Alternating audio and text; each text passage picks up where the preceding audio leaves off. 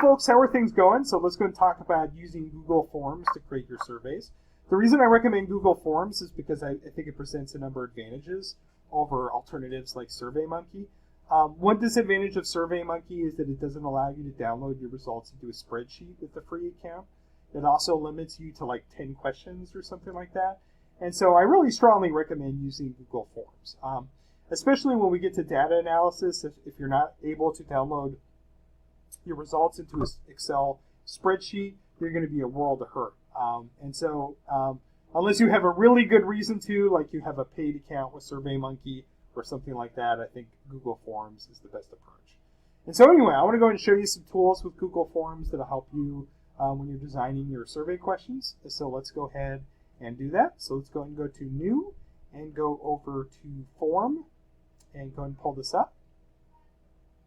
So here's the basic UI for the Google Forms page, right?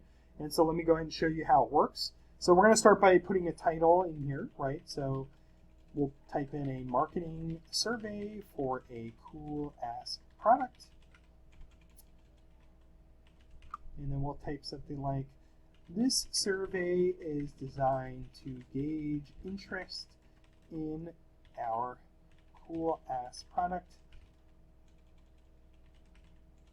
It should take you 5 to 10 minutes to complete, right?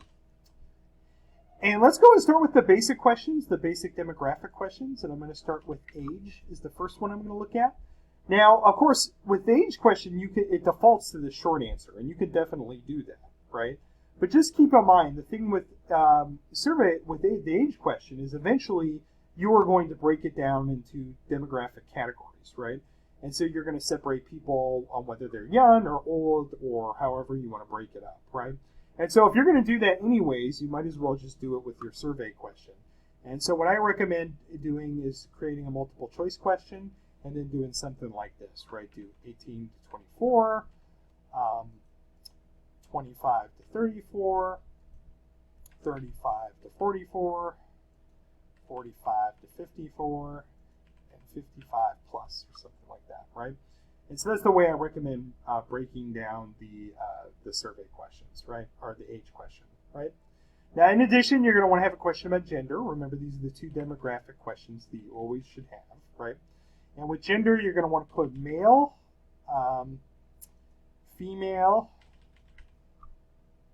non-binary, right? And prefer not to say. And remember, non-binary is really important. That's standard accepted survey practice at this point, right? And so make sure you include an option for people who don't fit neatly into the two categories, right? Now you can see automatically a way you could design Likert scale style questions, right? So the way you could do it is create a scale, strongly agree to strongly disagree, and then have your question up here, right? But another way you could do it is you could create a scale question, right? And so you could say something like, I like Fruit Loops, and then you can have strongly agree on one side, and then strongly disagree on the other side. I spelled strongly wrong. And that's definitely another way that you could go about doing it, right?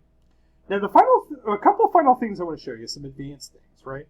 Is I also think these multiple choice grids are incredibly useful, right? And this allows you to create a series of Likert scale style questions, right? And so you could say something like, indicate your level of agreement to the following questions.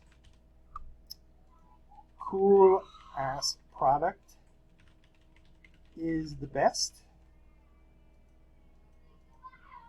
Cool ass product will save me loads of money, exclamation point. And then you could do strongly agree, neutral, disagree, and strongly disagree. And then let me show you what that looks like here. So go ahead and hit the view button, right? And then you'll see it looks like this right here, right? And so basically what it allows you to do is to ask a long series of Likert scale style questions without taking up a whole lot of space. All right, there's just a couple more things I want to show you guys before I let you go.